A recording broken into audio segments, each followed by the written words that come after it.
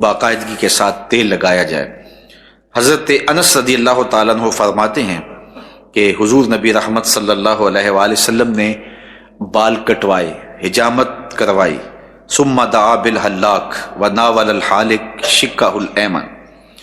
حضور نے حج کے موقع پہ جو ہے وہ حلاق کو، حجام کو بلایا اور اپنی دائیں سمت اس کی سمت کی، کہ کہا کہ یہاں سے بال کاٹو، اور سنت بھی یہ ہے کہ پہلی دائیں جانب سے بال کٹوائے جائیں۔ ثم دعا ابا طلحہ، پھر حضرت ابو طلحہ انصاری کو بلایا، فآتاہ، اور وہ جو بال کاٹے گئے تھے حضرت ابو طلحہ کو دے دیے۔ ثم ناول شقہ الایسر، پھر حضور علیہ السلام نے بائیں سمت اس کی جانب کی، فقال اہلک، اور کہا کہ اب اسے کاٹو، فحلقہ، تو اس نے بائیں جانب کے بال کاٹے، فآتاہ ابا طلحہ، تو وہ بھی حضرت ابو طلحہ کو دیے، اور پھر کہا اے ابو طلحہ یہ صحابہ میں بانٹ دو۔ اور پھر جس کو حضور کے بال مل گئے وہ اپنے آپ کو کائنات کا خوش بخت شخص جاننے لگا۔ محمد بن سیرین رضی اللہ تعالیٰ عنہ فرماتے ہیں قلت لعبیدہ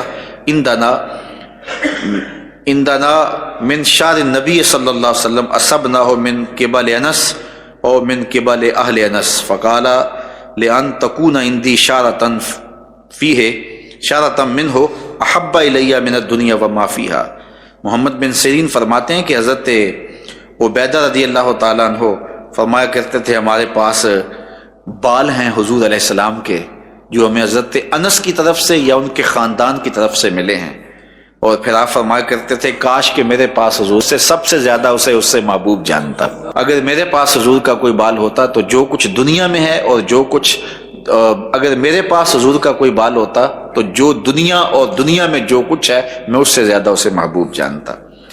حضرت عثمان بن عبداللہ رضی اللہ تعالی عنہ روایت کرتے ہیں کہ حضرت ام سلمہ رضی اللہ تعالی عنہا کے پاس حضور کا ایک موئے انور تھا، اور وہ باقاعدہ ایک ڈبیا کے اندر حضور کے موئے نور کو رکھا کرتی تھی، اور جب کوئی شخص آتا تو آپ پانی میں اس بال کو جنبش دیتی اور پھر اس مریض کو کہتی کہ اس پانی کو پی لے، اور وہ پانی کو پی لیتا اللہ اسے شفا عطا کر دیتا۔ حضرت ثابت بنانی رضی اللہ تعالیٰ عنہ فرماتے ہیں کہ حضرت انس رضی اللہ تعالیٰ عنہ نے وصیت کی تھی کہ جب میں مر جاؤں تو میرے انتقال کے بعد میری زبان کے نیچے حضور کے مبارک موئے انور رکھ دینا جو ان کے پاس تھے۔ اللہ اکبر۔ تو یہ وہ مبارک بال ہیں کہ وہ جہاں بھی گئے برکتیں رحمتیں اترتی گئیں۔ حضرت خالد بن ولید رضی اللہ تعالی عنہ کسی جنگ میں شکست نہیں کھائی، آپ کی شدید آرزو تھی کہ مجھے شہادت کی موت ملے، لیکن جنہیں اللہ کی تلوار کہا گیا تھا اس تلوار کو کون توڑ سکتا تھا؟ انہیں سیف اللہ کہا گیا۔ تو باوجود آرزو رکھنے کے حضرت خالد بن ولید جو ہیں وہ ظاہری شہادت آپ کو نصیب نہیں ہوئی، تو اس جس جنگ میں بھی گئے، جس بھی لڑائی میں شامل ہوئے، اللہ نے انہیں فتح دے دی۔ تو ان کی فتح کا راز کیا تھا؟ تو آئیے آج ہم یہ آپ کے سامنے رکھتے ہیں کہ ان کی فتح کا راز کیا تھا۔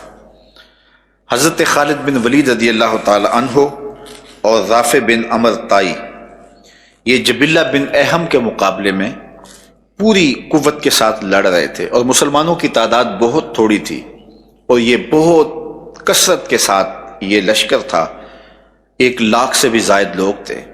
تو مسلمان بہت تھوڑے تھے لیکن ہمت کے ساتھ جذبے کے ساتھ لڑائی کر رہے تھے کہ ایک ایسے مقام پہ یہ پھنس گئے کہ انہوں نے عمر بن طائی سے کہا کہ رافع بن عمر طائی سے کہا کہ لگتا ہے کہ قضا آ گئی۔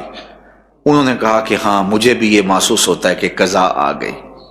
ادھر حضور خواب میں حضرت ابو عبیدہ رضی اللہ تعالی عنہ کو مدینے میں ملے، فرمایا اللہ کا شیر وہاں پھنسا ہوا ہے اور تم سو رہے ہو۔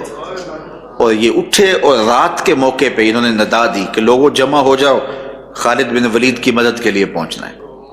تو راتوں رات لشکر تیار ہوا اور حضرت خالد بن ولید کے لیے روانہ ہوا۔ راستے کے اندر انہوں نے دیکھا کہ لشکر کے قریب سے ایک نقاب پوش گزرا ہے، تو حضرت ابو عبیدہ نے کہا کہ اس کو پکڑو، لیکن وہ پکڑا ہی نہیں دے رہا تھا۔ تو کہا تجھے واسطہ رسول اللہ کا رک جا، تو وہ رک گیا۔ تو حضرت خالد بن ولید حضرت ابو عبیدہ نے پوچھا تو کون ہے؟